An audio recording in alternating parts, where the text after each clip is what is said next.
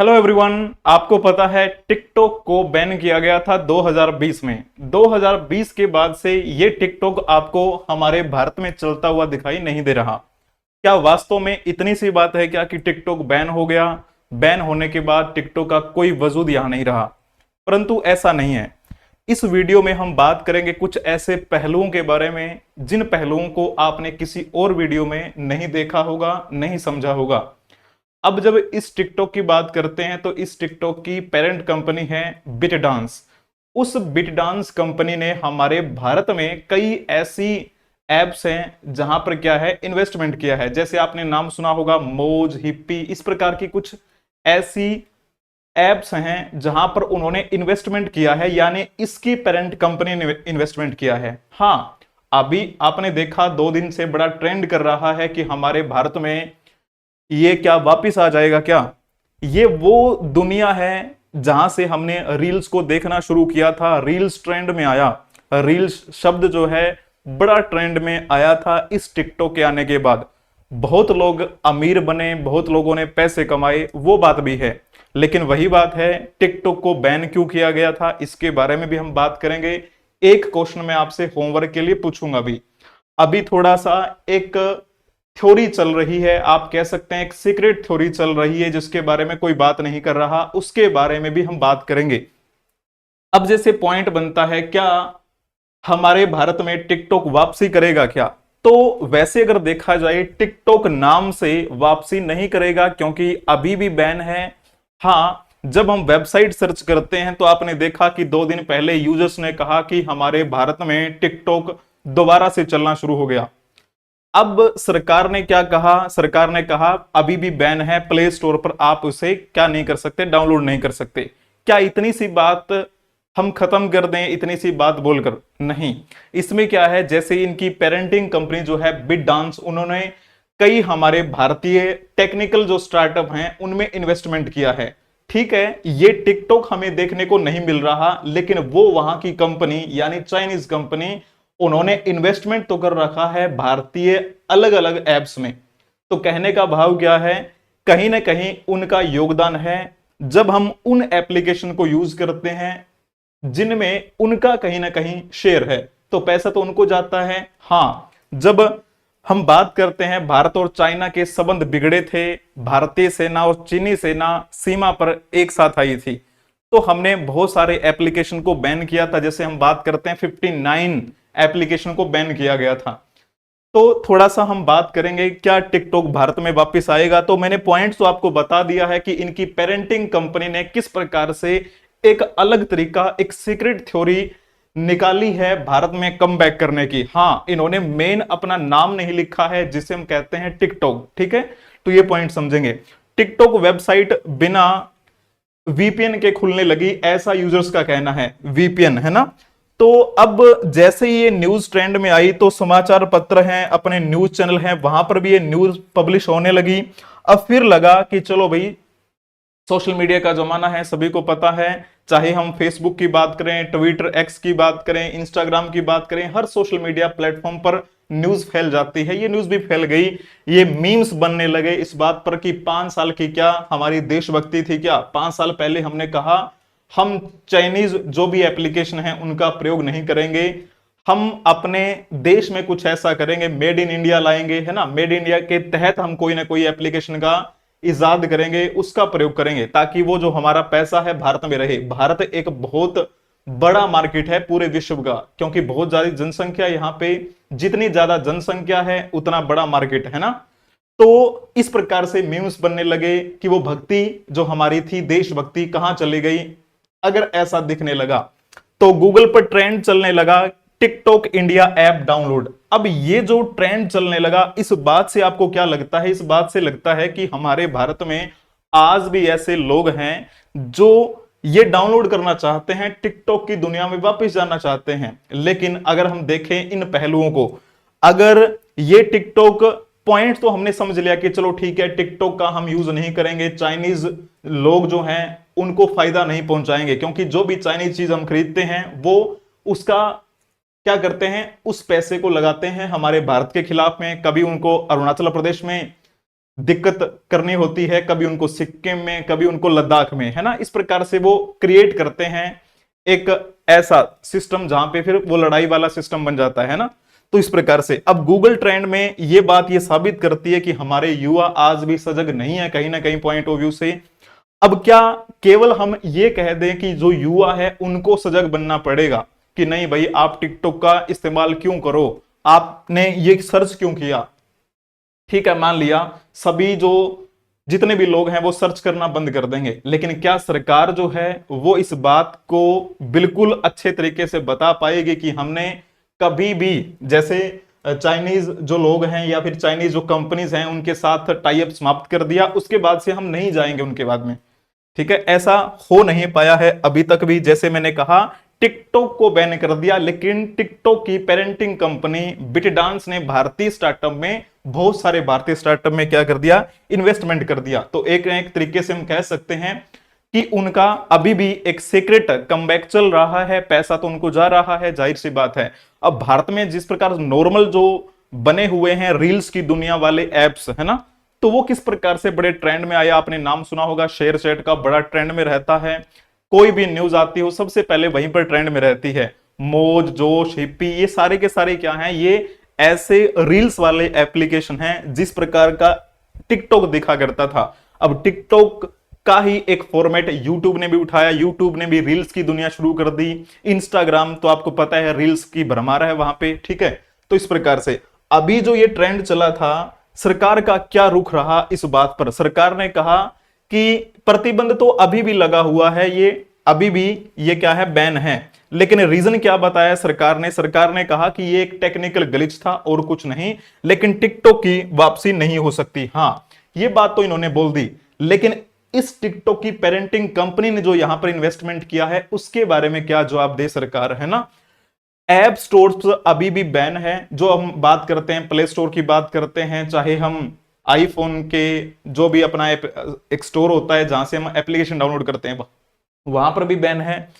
तो बैन है ये बात कही उन्होंने। और फिर इन्होंने एक बात ये भी बोली कि चाहे इनका एक पेज आपको वेबसाइट पर नजर आ रहा हो, अगर आप लॉगिन करेंगे तो लॉगिन नहीं हो पाएगी वो, ऐसी बात भी इन्होंने कही। और वीडियो जो है वो भी ब्लॉक किए गए हैं। टिकटॉक पर प्रतिबंध क्यों लगाया गया, ये पॉइंट भी आपके मन में आता होगा कि टिकटॉक पर आखिर बैन लगा क्यों था। टिकटॉक के साथ में कितनी एप्लीकेशन थी जिन पर प्रतिबंध लगाया गया, जिनको बैन किया गया था। भारत और चीन के बीच में तनाव हुआ था कोरोना के बाद। आपको पता है एक तो कोरोना इसी चीन की वजह से आया था, लोग बड़े दुखी थे इस चीन से। ऊपर से आपको पता है ये हमारे भारत के साथ में सीमा विवाद पर अड़ा रहा। अब गलवान घाटी का नाम आपने सुना होगा, लद्दाख क्षेत्र में है। लद्दाख हमारा केंद्र शासित प्रदेश है, यूनियन टेरिटरी है। वहां पर इन्होंने जब ये विवाद खड़ा किया, वो हमारे भारत और चीन के बीच में जितने भी विवाद चले हैं उनमें से आप कह सकते हैं सबसे लंबे विवादों में से एक है ये गलवान घाटी का विवाद। तो उसी के कारण 2020 में प्रतिबंध लगा दिया गया था इस एप्लीकेशन पे। और कारण बताया कि राष्ट्रीय सुरक्षा और गोपनीयता की बातें हैं भाई। अब यहां पर पॉइंट समझो, राष्ट्रीय सुरक्षा। अब जितनी भी एप्लीकेशन जो हम चाइनीज यूज करते थे, यानी उस समय यानी 2020 में जब हम टिकटॉक यूज करते थे तो हम उसमें अपना मोबाइल नंबर डालते थे, ओटीपी डालते थे, अपनी डिटेल डालते थे, सब कुछ डालते थे उसमें ना। उसका जो डाटा संग्रहण का काम है, डाटा स्टोरेज जो होता था वो चीन में होता था, स्टोरेज उनके हाथों में था। अब उन्होंने कहा कि ये हमारी राष्ट्रीय सुरक्षा को खतरा है, ये गोपनीयता को खतरा है, हमारी प्राइवेसी नहीं है। क्योंकि आपको पता है भारत का एक बहुत बड़ा तबका टिकटॉक यूज करने लगा था, टिकटॉक पे बड़े फेमस हुए थे लोग। और तो और जो बॉलीवुड की दुनिया के लोग हैं वो भी टिकटॉक पे अपनी आईडी बना के चलाने लगे कि हमें भी उनको पैरेलल में देखना है कि हम भी बड़े फेमस हैं। लेकिन जैसे ही टिकटॉक आया ये बात तो तय हो गई थी कि बॉलीवुड के जो एक्टर थे उनकी कहीं ना कहीं वैल्यू डाउन हो गई, और जो टिकटॉक वाले थे वो एक स्टार बनकर उभरे, खूब पैसे कमाए, ये उनके लिए फायदेमंद भी हुआ।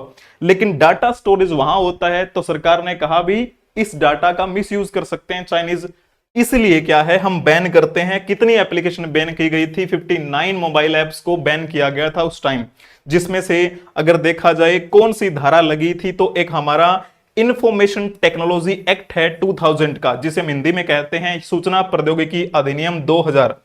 इसकी एक सेक्शन की बात करें, धारा 69A यानी सेक्शन 69A के तहत इन एप्लीकेशंस को बैन किया गया था। जैसे टिकटॉक था उस समय, मुख्यतः शेयर इट आपने सुना होगा, जिसे हम शेयर करते थे ना, बड़ा ट्रेंड रहा था भारत में इसका, शेयर इट का भी, शेयर करना फाइल्स को, वीडियोस को, है ना। यूसी ब्राउजर हर कोई यूज करता था, यूसी न्यूज, इस प्रकार की कुछ लोकप्रिय एप्लीकेशन थी जो बैन की गई थी उस टाइम जब यह विवाद खड़ा हुआ भारत और अपने चीन के बीच में, है ना। तो इस प्रकार से अब ये तो मान लिया कि सरकार ने ये पॉइंट बोल दिया कि भाई हम इस धारा के तहत इसे बैन करते हैं, इन एप्लीकेशंस को बैन करते हैं। क्या वास्तव में ये एक राजनीतिक स्टंट था कि हमारी राष्ट्रीय सुरक्षा को खतरा है, गोपनीयता को ध्यान में रखते हुए हम इन एप्लीकेशन को बैन कर रहे हैं? अगर बैन करते तो फिर तो ऐसा सोचना चाहिए था कि हम चाइनीज के साथ किसी प्रकार का कोई भी वो ना रखें, आदान प्रदान, आयात निर्यात ना रखें, लेकिन ऐसा तो हुआ नहीं। जैसे ही टिकटॉक को बैन किया गया, टिकटॉक की पेरेंटिंग कंपनी जो है विश्व में बड़ी, आप कह सकते हैं एक कंपनी है, इसका जो प्रचार प्रसार है वो यूरोप में भी है, अमेरिका क्षेत्र में भी है ना, इस प्रकार से। अब भारत में जो एप्लीकेशन चल रही हैं रील्स की फॉर्मेट वाली, जैसे मैंने आपको कुछ एग्जांपल बताए हैं, ये भी रील्स फॉर्मेट में ही थी, तो एक बदला हुआ स्वरूप कह सकते हैं, इन्वेस्टमेंट वहां कर देंगे, ठीक है ना भाई, कोई दिक्कत नहीं है, हम अपना ये नहीं चलाएंगे, बिल्कुल डिट्टो नाम नहीं चलेगा टिकटॉक का, लेकिन उनमें हमारा शेयर है, उसमें हमारा हिस्सा है, हम पैसा लगा रहे हैं, पैसा हमें मिलेगा जितना कमाया जाएगा। तो क्या ये बेवकूफ बनाने वाली बातें थी या कुछ और? हाँ, आपको जैसे पढ़ने को मिलता है, आपको न्यूज में सुनने को मिलता है कि यहां पर सीमा में विवाद हुआ, उसके बाद बोला जाता है कि अब हम उनका बहिष्कार करेंगे, कुछ टाइम तक वो बहिष्कार चलता है, लेकिन फिर हम कुछ टाइम बाद देखते हैं कि सब कुछ भुला दिया जाता है और फिर ही हम बहिष्कार करने का वो नारा भूल जाते हैं और फिर हम उनकी चीजों को इस्तेमाल करते हैं। चाइनीज, कितनी चीजें चाइनीज इस्तेमाल होती हैं हमारे भारत में, है ना, आपको पता है। इसी प्रकार से एक और एप्लीकेशन है चाइनीज की, वो एक आप कह सकते हैं जिस प्रकार अमेजन कंपनी है अमेरिका की, ठीक इसी प्रकार से जहां से हम सामान मंगवा सकते हैं, ऐसी एप्लीकेशन और भी आपको ट्रेंड में दिखी थी, उसका भी बिना वीपीएन के यहां पर देखा गया कि वो भी यूज होने लगी। तो इन दोनों के बारे में, हालांकि टिकटॉक थोड़ा सा ज्यादा फेमस रहा, इस वजह से ये न्यूज काफी ट्रेंड में आई। ये रहा चीन का एरिया, यहां पर तिब्बत का एरिया हुआ करता था कभी, है ना, तिब्बत, इस तिब्बत पर भी कब्जा कर लिया चीन ने। और चीन की कौन सी एक नीति है, ये इस प्रकार से नीति लेकर चलता है यहां पे वो, कि हम यहां पर भी क्या कर दें, विवाद खड़ा कर दें, इस एरिया में भी विवाद खड़ा करता रहता है। यहां पर सिक्किम, यहां पर अरुणाचल प्रदेश, कई बार वो कह देता है कि हम, ये अरुणाचल प्रदेश का कुछ एरिया हमारा है ना। ये सारे के सारे क्या है, इन पहलुओं को हमें ध्यान में रखने की आवश्यकता है ना। तो ऐसा नहीं है कि कुछ टाइम के लिए हमने कहा कि चलो भाई देशभक्ति हमारे अंदर जागी है तो हम बैन कर दें, बाद में कुछ ना कुछ कहीं हमें कोई सुरंग बनानी पड़ जाए तो हम उनको कॉन्ट्रैक्ट दे देते हैं कि चलो भाई हमारे यहां आप काम करेंगे, है ना। ऐसे बहुत सारे एग्जाम्पल मिलेंगे, आप सर्च करना, ऑफिशियल डाटा आपको मिल जाएगा गवर्नमेंट का, ठीक है। अब इसी प्रकार से हमने अभी पाकिस्तान के बारे में बात की थी कि पाकिस्तान के साथ हम कभी भी नहीं करेंगे, कोई मैच नहीं खेलेगा हमारा। कितने हमारे जवान शहीद होते हैं इस बाउंड्री पे, कितने हमारे जवान शहीद होते हैं पाकिस्तान की बाउंड्री पे, क्योंकि यहां पर आतंकी हमले होते रहते हैं, है ना।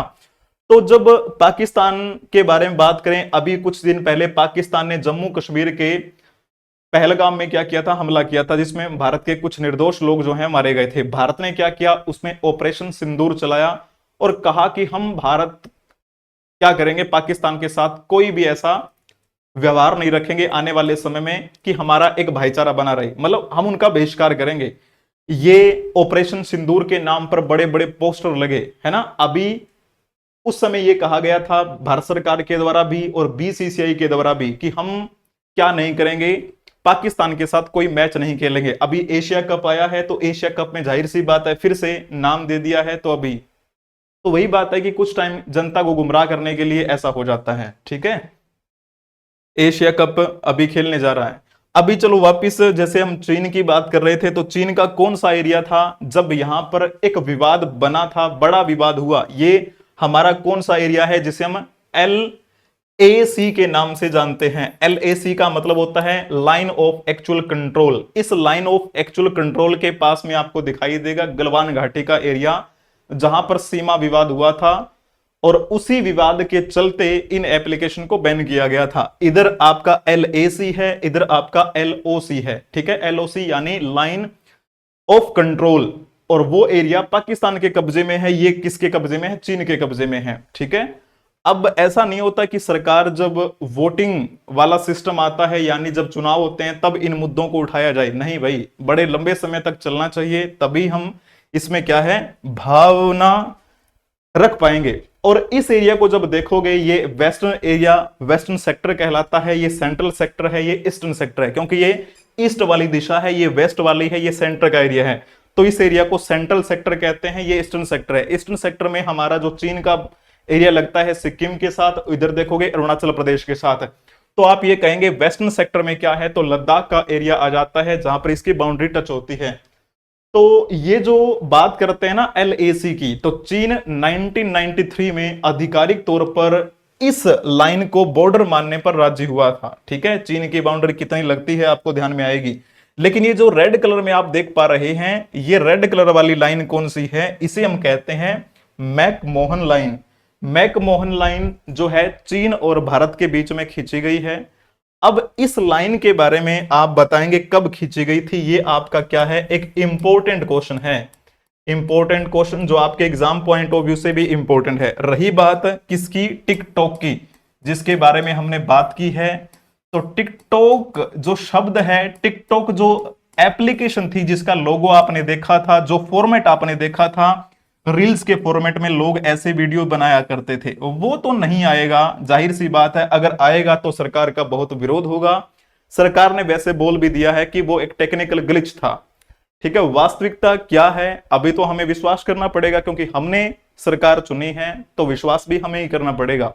लेकिन अगर सरकार कुछ गलत करती है, टिकटॉक सॉरी, ठीक है, तो विरोध में हम जरूर आएंगे, है ना, आना भी चाहिए, क्योंकि बिल्कुल ये एप्लीकेशन हम यूज कर लेते हैं। लेकिन जवान जो यहां पर बाउंड्री पर शहीद होते हैं, उनके परिवार को देखिए। मान के चलो आप हैं, आप थोड़े बुजुर्ग अवस्था में हैं, आप मेरे जितने उम्र के हैं, छोटे हैं, यानी आपके दादा, पिता, आपके भाई, आपके दोस्त अगर सेना में हैं, वो सेना में यहां अगर ड्यूटी पे हैं तैनात, जब झड़प होती है तो आपके मन पे क्या बीतती होगी, है ना, ये आप समझ सकते हैं। तो इसलिए जब जब भी ऐसी कोई राजनीति वाला स्टंट देखने को मिले, उनका भरपूर विरोध करना चाहिए। ठीक है, thank you so much, all the best. तो ये जो क्वेश्चन है, इसके बारे में आपको बताना है, मैकमोहन रेखा कब खींची गई, इसके बारे में आप पॉइंट बताएंगे। Thank you so much, all the best, take care.